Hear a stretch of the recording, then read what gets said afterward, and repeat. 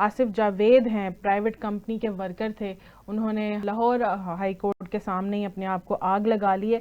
अगर ये हमारे सियासतदान ही सब कोई इंसाफ नहीं कर सकते, कोई ऐसा कानून नहीं पास करवा सकते जो एक आम आदमी के फ़ायदे में हो, तो फिर साहब इनकी काबीना का और इनकी इतने सेशंस का आम आदमी को क्या फ़ायदा। ठीक है बात। मैंने जब आसिफ जावेद की रहलत की खबर सुनी तो मुझे बड़ा दुख हुआ था।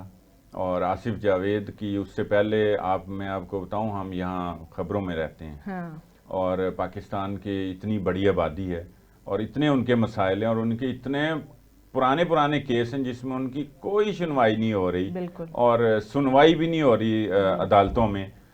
तो क्या हालत होगी कि वो जब तक उसने अपने आप के ऊपर तेल नहीं छिड़का तो मुझे आसिफ जावेद का नहीं पता था। हाँ।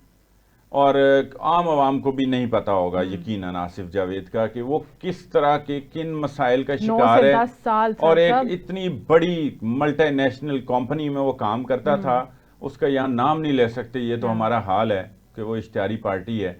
वो वहां से उसने एक लेबर यूनियन रजिस्टर करा ली थी। वो एक कानून है, वो आप जो है ना वो करवा सकते हैं, यूनियन बनवा सकते हैं और रजिस्टर करवा सकते हैं।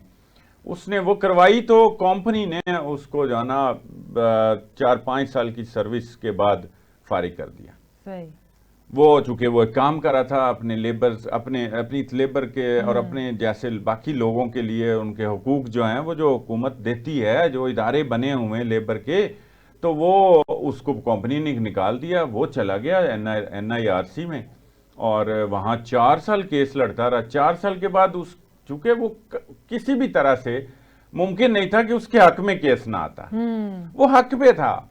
उसने यूनियन जो है ना वो रजिस्टर को गैर कानूनी काम नहीं किया था। बिल्कुल। लेकिन इधर इतनी बड़ी कंपनी थी और उनके पास इतना बजट है, उनके पास इतने वकील हैं और इतना और रिश्वत देने के लिए पैसा है कि वो जनाब केस को लटकाते लटकाते, लेकिन वो केस उसके खिलाफ दिया नहीं जा सकता, नहीं तो वो बेचारा अंदर होता। तो वो जब NIRC से केस जीत गया तो वही कंपनी जो है वो चली गई हाई कोर्ट में। और फिर अब सालों से हाई कोर्ट में तारीख पे तारीख दी जा रही थी।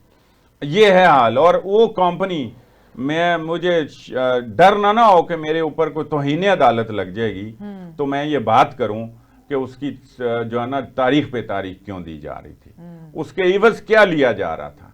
एक तारीख देने के वो इतनी बड़ी कंपनी है कि वो अच्छी तरह से 12 राशन रूशन कुछ साल का इकट्ठा करके दे सकती है आराम से। तो ये आप अंदाजा लगाएं कि फिर वो कितना मायूस हो गया होगा कि अपने राइट पे था और मुल्तान साइड का वो था और वहां से जाहिर है वो आता था, तो उसके पास क्या होगा, जॉब तो छूट गई थी, 5-6 बच्चे हैं उसके और वो जो इस वक्त सोगवार हैं।